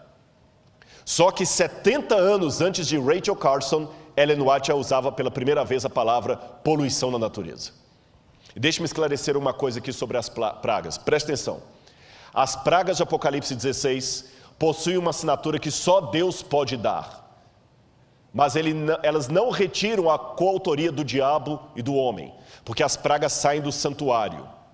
Apocalipse 16 está dividido em duas partes. A primeira, segunda, terceira e quarta praga são sofrimentos durante o tempo de angústia. A quinta, a sexta e a sétima envolvem os livramentos do povo de Deus. Também gostaria de esclarecer que essas pragas, pelo menos as primeiras delas, são literais ou pelo menos são da mesma natureza histórica das pragas do Egito. E essas pragas cairão sem mistura de misericórdia depois que a porta da graça se fechar. Mas antes que a porta da graça se feche, Deus já está permitindo que algumas gotas dessas pragas caiam ainda mescladas de misericórdia, para ver se eu e você nos acordamos. E todo mundo pergunta, até quando vamos usar máscara? E eu pergunto, até quando vamos ser teimosos no pecado para ficar nesse mundo? E como Satanás prepara o terreno?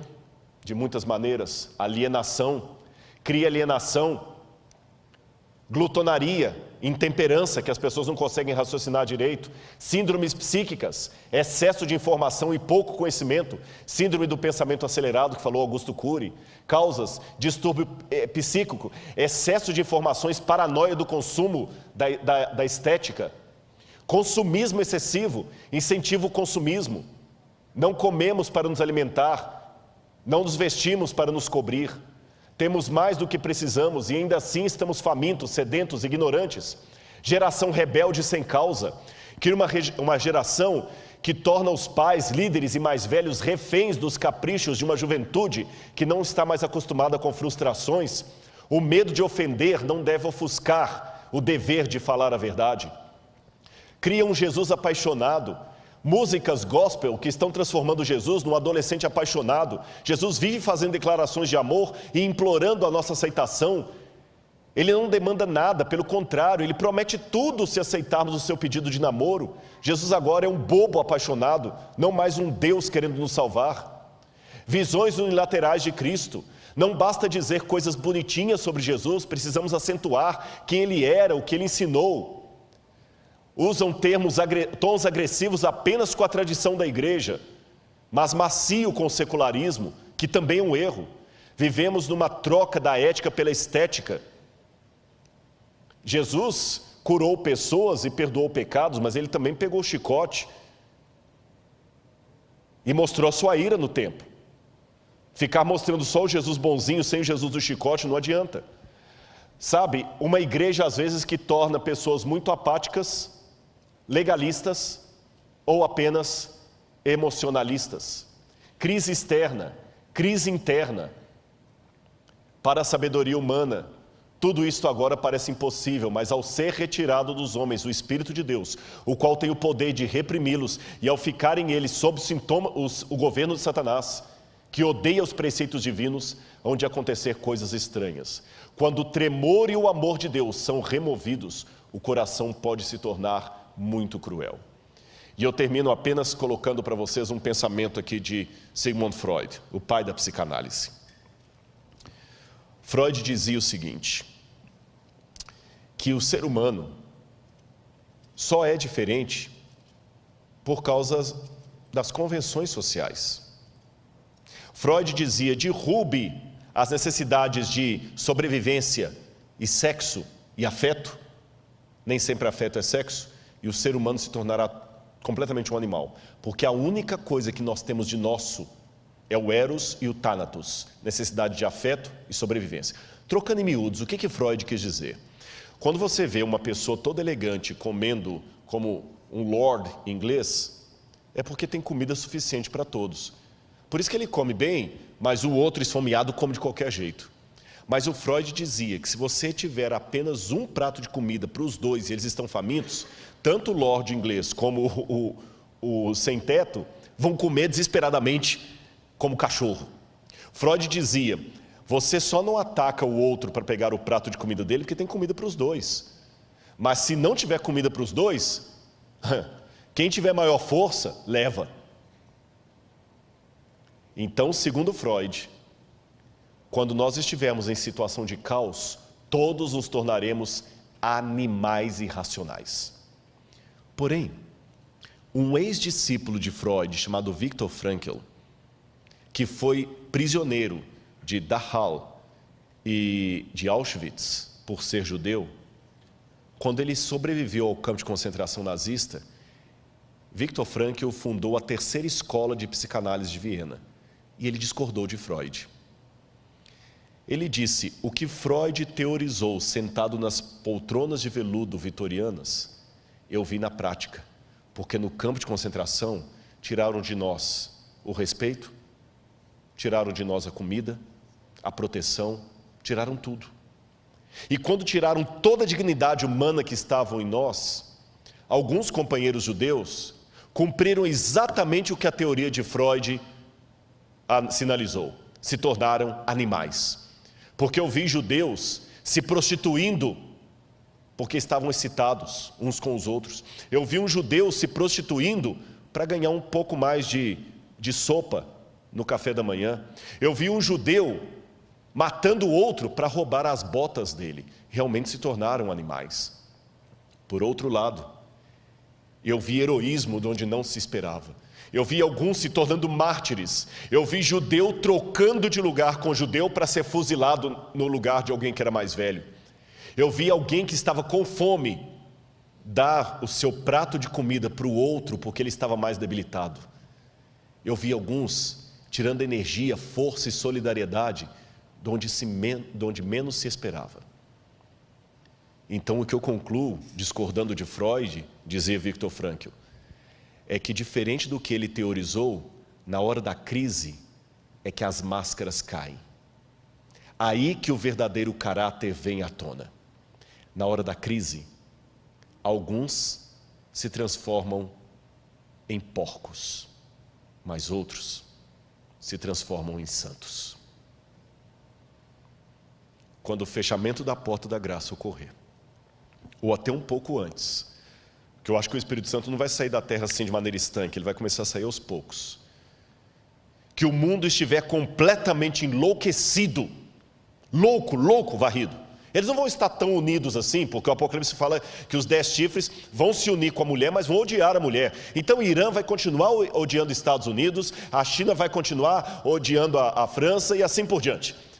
Os de esquerda vão continuar odiando os de direita, os ateus vão continuar sendo ateus. Mas assim como todos obrigatoriamente se uniram em torno do Covid, eles vão se unir em torno do anticristo, nem que seja provisoriamente.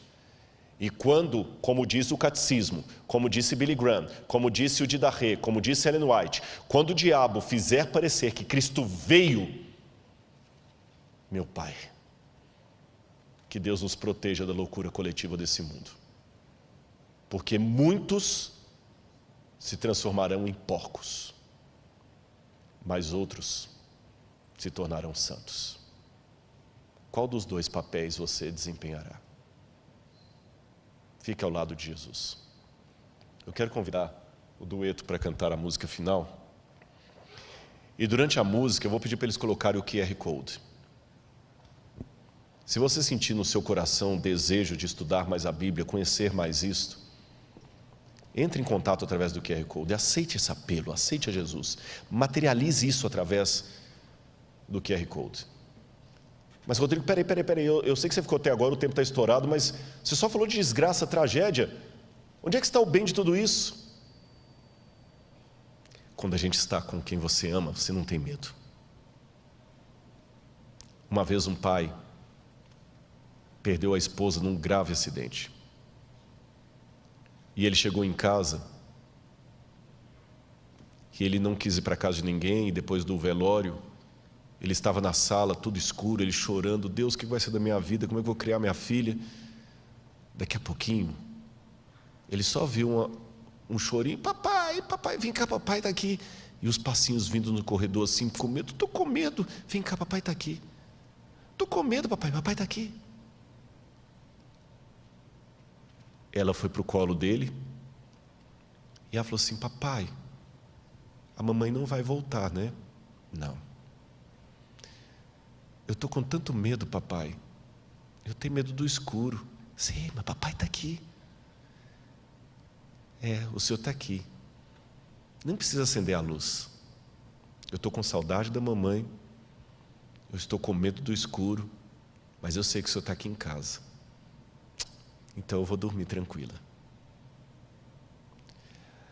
Eu vou contar para você uma coisa. Quando ele colocou a filhinha de volta na cama, ele virou para Deus e fez a mesma oração. Pai, estou com medo, está escuro, eu não posso ver o seu rosto, mas eu sei que o Senhor está aqui. E é essa oração que depois da música eu vou querer fazer com você. Eu estou com medo. Estou com medo. Não pense que é fácil falar as coisas que eu tenho falado aqui. Eu tenho medo de um monte de coisa.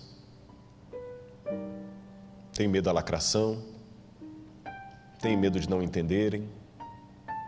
Tenho medo de perder quem eu amo. E para piorar, eu não consigo ver o rosto de Deus. Mas Ele fala ao meu coração, filho, eu estou com você. Ele fala através das pessoas que vêm me dar testemunho. Rodrigo, obrigado, sua mensagem serviu para mim. Então, eu posso virar para Ele e falar, Senhor, está escuro nesse mundo, eu não posso ver o Teu rosto, e estou com medo, mas eu sei que o Senhor está comigo. Se for preciso, eu vou enfrentar o tempo de angústia. E quero ter você comigo. Confia em Deus. Confia em Deus.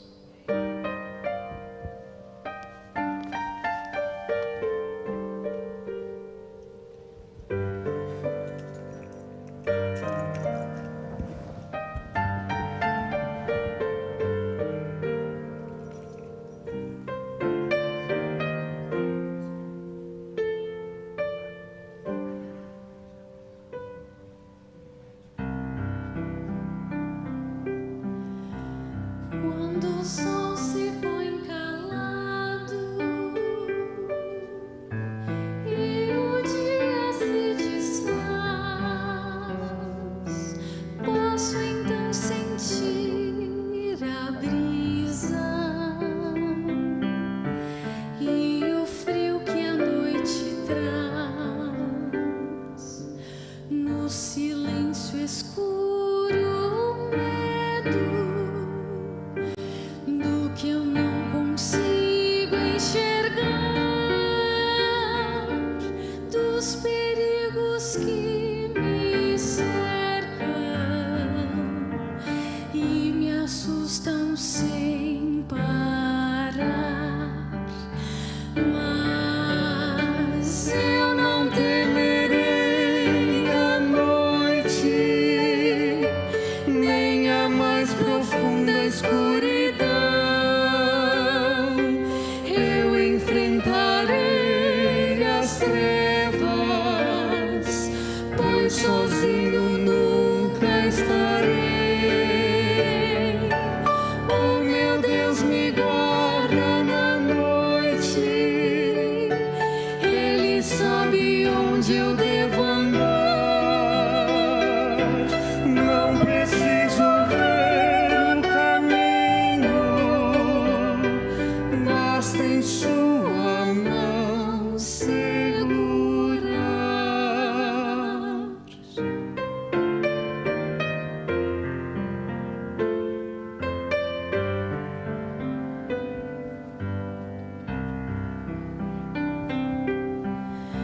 Quando o brilho dos meus olhos vai perdendo a sua luz, quando perco a esperança e me esqueço de Jesus, tudo que me resta é angústia. Novamente em trevas estou. Eu me sinto tão sozinho. É que a noite em mim chegou. Mas eu não temerei a noite, nem a mais profunda escuridão. Eu enfrentarei as trevas, pois sozinho nunca estarei. O meu Deus me guarda na noite, Ele sabe onde eu devo andar. Não preciso ver o caminho, basta em sua mão segurar.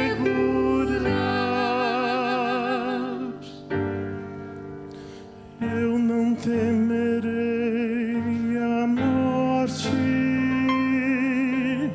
eu não fugirei da dor.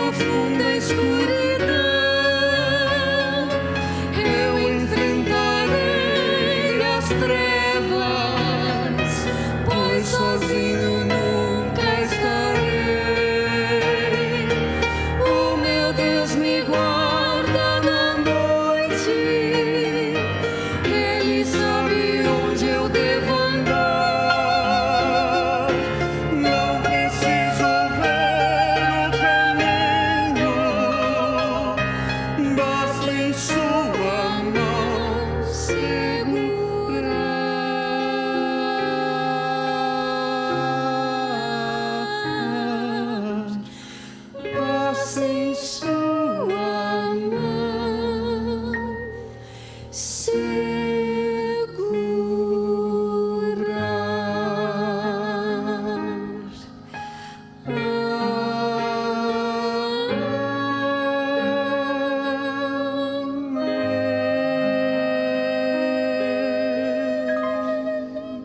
Amém. Eu vi muitas coisas estranhas aqui essa noite. Eu cometi um erro de homilética terrível aqui. Em toda a minha vida, eu já prego na igreja desde 1984, eu nunca fiz um sermão de 1h50. Isso é um suicídio homilético. Mas eu não vou pedir desculpas. Deus mandou que eu falasse. E você viu o hino que Ele mandou para você e para mim? Eu também sou muito cético em acreditar em coincidências, porque embora eu não seja matemático, conheço o suficiente de estatística para saber que a possibilidade matemática de algo acontecer por mera casualidade ou coincidência é remota. E eu não combinei essa música com eles.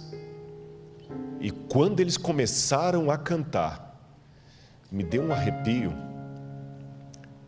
que eu falei com o pastor Gilson: olha a música, eu não combinei com eles. Ele falou: não, mas eles mudaram a música. Eu falei: eles podem ter mudado a música, mas a história que eu contei do pai e da criança, eles já estavam aqui atrás.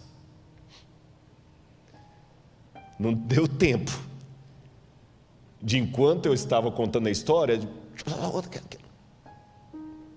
eles podem até ter mudado a música, mas eles a mudaram antes de eu começar a contar a história, que é justamente aquilo. Então, obrigado, Senhor, porque o Senhor deu essa música para mim.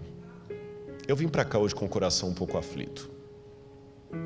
Vim, porque eu sei que eu julguei pesado ontem. Eu sei que vai ir a retaliação. Mas Deus foi tão bom que no meio do caminho eu recebo uma mensagem de um ex-aluno que está num outro país. Ele ligou: professor, nossa, que bom, ele nem sabia que estava fazendo essa moderação aqui. Eu queria só te pedir duas coisas. Hoje faz 10 anos e eu prometi na minha vida que um dia você teve uma conversa comigo no seminário tão importante que deu meu rumo de vida. Eu estava perdido. E aquela conversa foi tão boa, pastor, que hoje eu sou fruto daquela conversa. E eu prometi a Deus que a cada 10 anos eu ia te ligar para agradecer. E quero te pedir licença para pregar um sermão que você fez sobre o juízo final, porque eu vou traduzir aqui para o outro idioma e vou pregar. Meu amigo, a verdade não tem copyright. E eu pensei: Deus mandou ele, o mimo de Deus, vai, você está bem. E agora Ele me dá esse fechamento e essa música. Simbolicamente eu vou estender minha mão para você.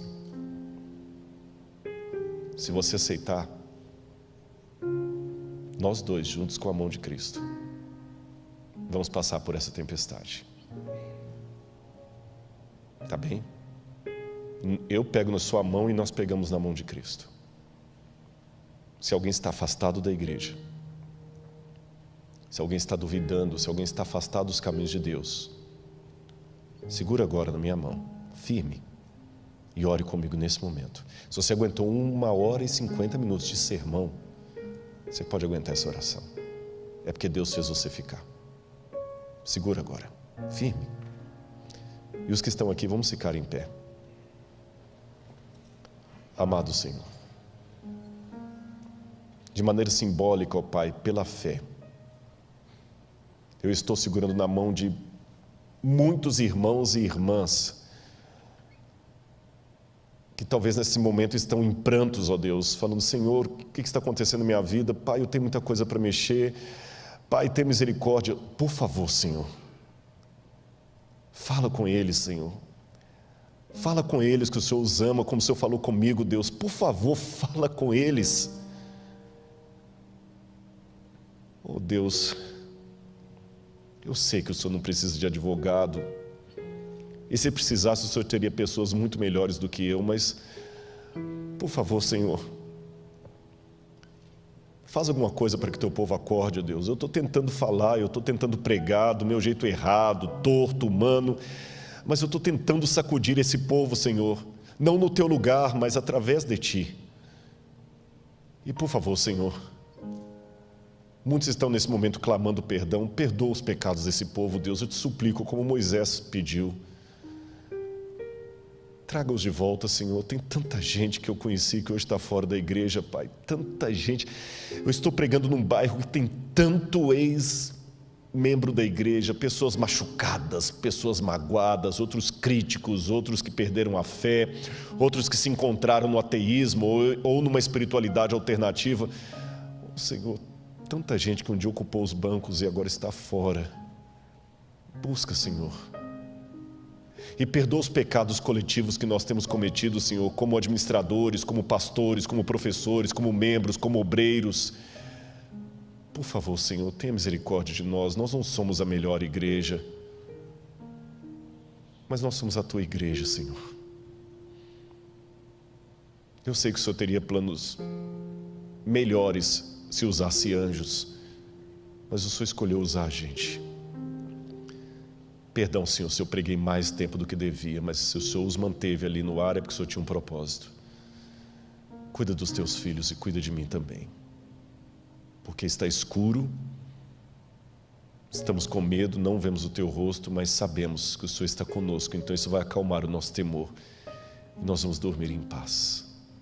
Manda um anjo, Senhor, agora, carinhar o rosto de cada um que está em oração comigo. Que ele sinta a brisa do Espírito, como se fosse a mão de um anjo carinhando o rosto dele, dizendo: você é amado de Deus. Em nome de Jesus. Amém. Amanhã eu estarei aqui pela manhã, terminando essa semana com o tema A ira de Deus, a ira do Cordeiro. Eu gostaria que você participasse conosco ainda de maneira virtual. E um pedido também do pastor da igreja. A igreja está com uma meta de atingir 100 mil inscritos no canal da igreja, que é uma coisa do bem, e falta poucos milhares. Eu acho que com tantos que estão nos assistindo aqui, 6 mil já resolve. Na verdade, vamos ter muito mais do que isso. Se inscreva no canal, você terá bons alimentos espirituais para a sua vida e sua alma. Que Deus o abençoe.